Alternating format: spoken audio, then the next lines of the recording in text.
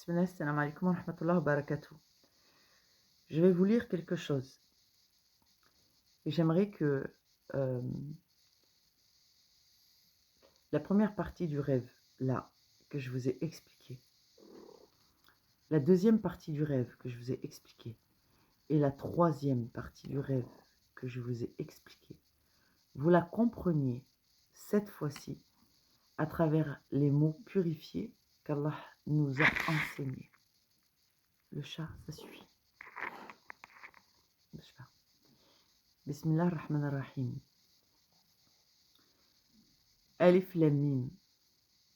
C'est le livre au sujet duquel il n'y a aucun doute, un guide pour les pieux. Les pieux qui croient à l'invisible et accomplissent la salate, et dispensent dans l'obéissance d'Allah de ce que nous leur avons attribué. Le chat, ça suffit. Allez, ouais.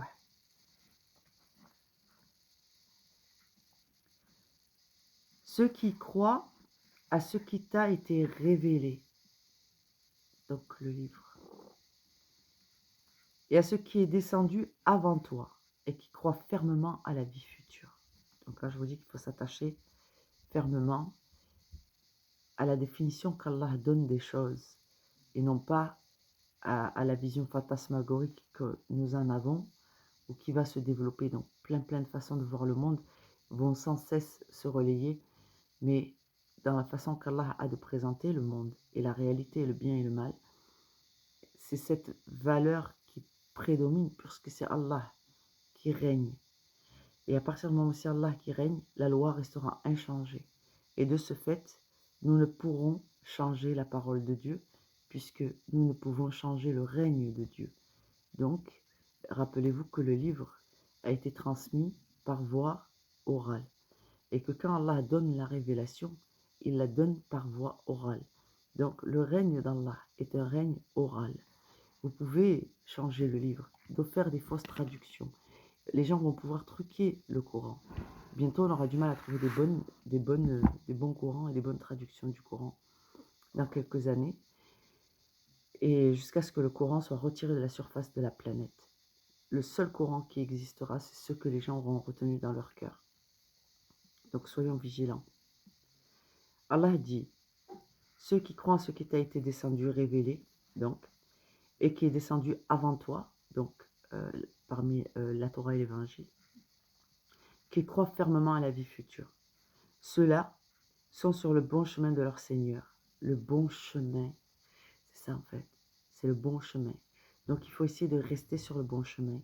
Et Allah donne dans les premiers versets ici la recette, comment on fait pour rester sur le bon chemin. Le bon chemin de ceux qui réussissent dans cette vie et dans la vie future. Allah maintenant nous parle de nos ennemis, de ceux qui se font passer pour les nôtres, de ceux qui assument de ne pas être des nôtres et de ceux qui s'opposent clairement au règne d'Allah. Donc vous voyez, ça fait 3 catégories. Mais certes, les infidèles ne croient pas. Cela leur est égal que tu les avertisses ou non. Ils ne croiront jamais. Allah a scellé leur cœur et leurs oreilles, et un voile épais leur couvre la vue. Et pour eux, il y aura un grand châtiment. Alhamdulillah. Parmi les gens, il y a ceux qui disent, donc ça c'est pour vraiment les gens, le verset 7, c'est les gens qui ne croient pas en Allah du tout et qui ne veulent même pas en entendre parler. Ensuite, il y a une deuxième catégorie de gens. 8. Parmi les gens, il y a ceux qui disent, nous croyons en Allah et au jour dernier, tandis qu'en fait, ils n'y croient pas. Donc, tu vois, vous voyez, les gens qui viennent nous moraliser, nous faire la guerre, qui créent la fitna dans la communauté, font partie de ces gens-là. 90% font partie de ces gens-là. Il y a une petite minorité, Allah yahdihoum, qui sont égarés à cause de ces hypocrites qui se font passer pour des musulmans, mais qui en réalité ne croient pas à la vie future. Écoutez, Allah nous parle d'eux. Croyez-moi, c'est une réalité. Donc ces gens-là, ils disent, nous croyons en Allah et au jour dernier, tandis qu'en fait, ils n'y croient pas. Allah connaît parfaitement ses créatures, vous me suivez, j'espère. Verset 9. Ils cherchent à tromper Allah et les croyants, mais ils ne trompent qu'eux-mêmes et ne s'en rendent pas compte. Verset 10. Il y a dans leur cœur une maladie de doute et d'hypocrisie. Donc, le doute de Allah il règne pas, il agit sur toute chose. T'es sûr que Dieu il surveille tout ce qui se passe? Non, il va pas me punir pour un commentaire. Non, mais attends, il va pas me punir parce que je dis ce que je pense.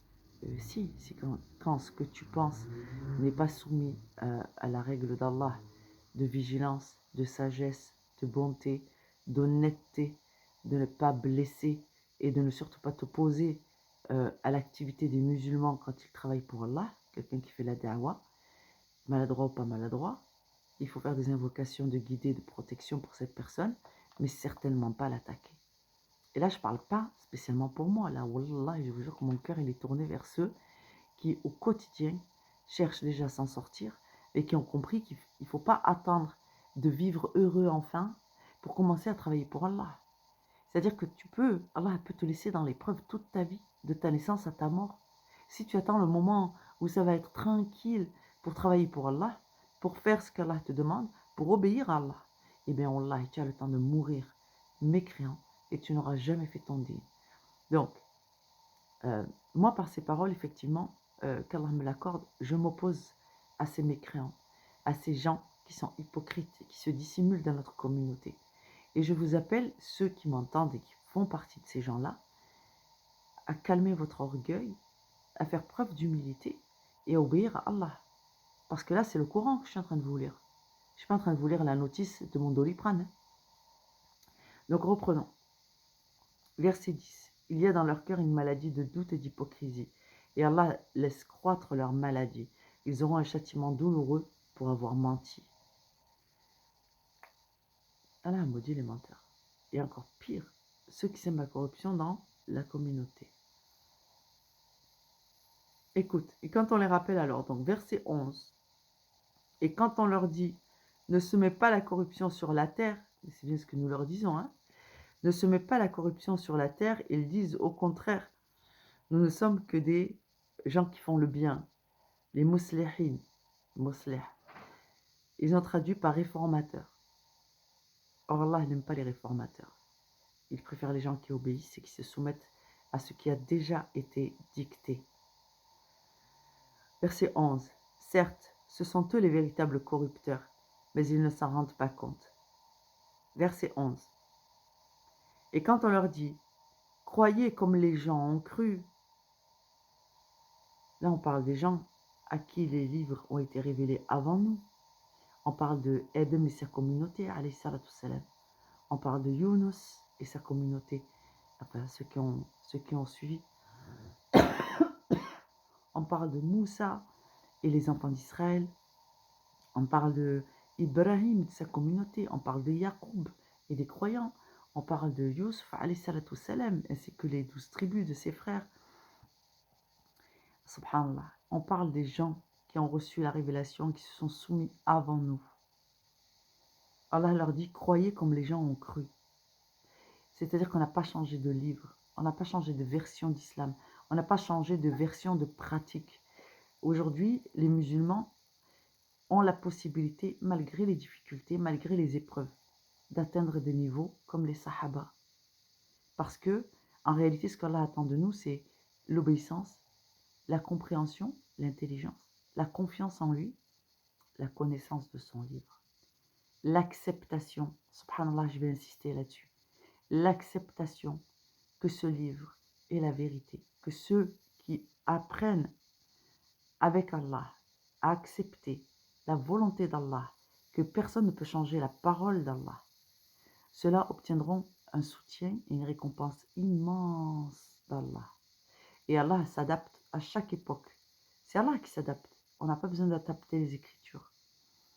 Donc les gens qui n'ont pas compris que Allah est adapté à toutes les époques et que c'est lui qui gère les affaires et que par conséquent on n'a pas besoin de changer les paroles du livre, ceux-là ils ont compris l'islam. Mais ceux qui disent ah il faut faire évoluer l'islam, on ne peut pas On ne peut pas continuer décemment à adorer Dieu comme à l'époque où ça a été révélé. Ceux-là sont des corrupteurs. Voilà. Wallahi, par la vérité d'Allah, ce sont des corrupteurs. Et ceux qui te disent que le rôle de la femme est ainsi, ainsi, ainsi, ainsi, ainsi, ainsi, ainsi, ainsi, et qui négligent de faire le rappel des obligations des hommes en termes de mariage, de dot, de payer, de subvenir pour leurs épouses pendant 1 an après le divorce, et ainsi de suite, et de ne pas divorcer pour de mauvaises raisons, l'interdiction de chasser la femme de son foyer, quand bien même l'homme considère qu'il divorce, et ainsi de suite. Ceux-là sont des criminels aux yeux d'Allah. Tu ne peux pas passer ton temps à taper sur une part de la communauté du prophète Mohammed et de ne pas rappeler à l'autre moitié ses obligations. Donc, il y a des gens qui sont équitables et justes. Quand ils font le rappel de partout et à tout le monde avec la même intégrité. Quant à ces hypocrites réformateurs, ils choisissent une catégorie de gens sur lesquels ils vont taper assidûment pour se donner l'impression d'être au-dessus. Et cela, Allah les a maudits. Et moi, j'avais ajouté aussi, si Allah, mon maître, a maudit cette catégorie de gens, je vais ajouter moi aussi, na'latullahu alayhim. Na'latullahu alayhim. Ou là, la'natullahu alayhim. Parce que Allah dit ainsi dans le Coran, quand Allah maudit quelqu'un, l'ensemble de ces sujets le maudissent. Les anges le maudissent. Allah a maudit Iblis, na'allah. Est-ce que dans le Coran, et quand nous, on fait la prière, on ne dit pas A'udhu billahi minash shaytanir rajim? D'accord? Nous prenons protection à Allah contre Satan le lapidé, le maudit. Voilà. Donc rappelez-vous que quand quelqu'un prend Allah pour ennemi et qu'Allah énonce une malédiction contre vos ennemis, vous devez prendre le camp d'Allah. Si Allah dénonce que telle personne est votre ennemi, alors prenez-le pour ennemi. C'est ainsi que vous serez protégé, bien guidé, et que vous continuerez à obtenir l'agrément d'Allah. Ne cautionnez pas la désobéissance. Ne cautionnez pas la désobéissance. Je ne vous ai pas dit de faire la guerre contre les personnes. Vous n'avez pas l'autorisation, la permission d'entrer en guerre par vous-même. Je vous l'ai dit. Le jour où le djihad se présente, c'est Allah qui vous mettra en situation du djihad. Et c'est là que vous devriez vous rappeler que vous ne devez pas céder sur le plan de la piété. On ne fait pas de mauvais compromis. Je vous ai dit de ne pas valider et de ne pas cautionner la désobéissance. Donc, vous avez la possibilité de dire, bon, ok, fais comme tu veux, moi, je vais obéir à mon maître, Inch'Allah. Donc, soyez, voyez, il y a des nuances quand je parle, essayez de les saisir, Inch'Allah, afin qu'il n'y ait pas de malentendu entre nous. Alhamdulillah. Et Allah dit ainsi. Donc ces gens-là cherchent à tromper Allah ainsi que les croyants. Alors qu'en réalité, ils ne trompent qu'eux-mêmes. Ensuite, il dit qu'il y a dans leur cœur une maladie de doute et d'hypocrisie. Et Allah dit ainsi. C'est lui, Allah, qui laisse croître leur maladie. Donc vous voyez, ce n'est pas qu'Allah n'agit pas. Allah agit.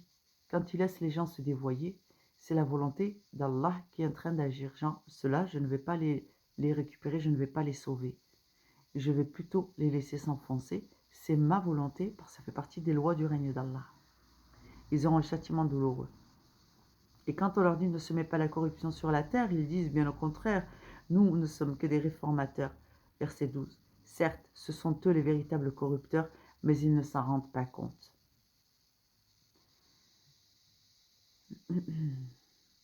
Et quand on leur dit croyez comme les gens ont cru, ils disent croirons-nous comme ont cru les faibles d'esprit. Croirons-nous comme ont cru les faibles d'esprit? Certes, ce sont eux les véritables faibles d'esprit, et ils ne le savent pas. Et quand ils rencontrent ceux qui ont cru, ils disent nous croyons. Quand ils se retrouvent seuls avec leur diable, ils disent nous sommes avec vous, en effet, nous ne faisions que nous moquer d'eux. C'est Allah qui se moque d'eux et les endurcira dans leur révolte et prolongera sans fin leur égarement. Verset 15. Alhamdulillah.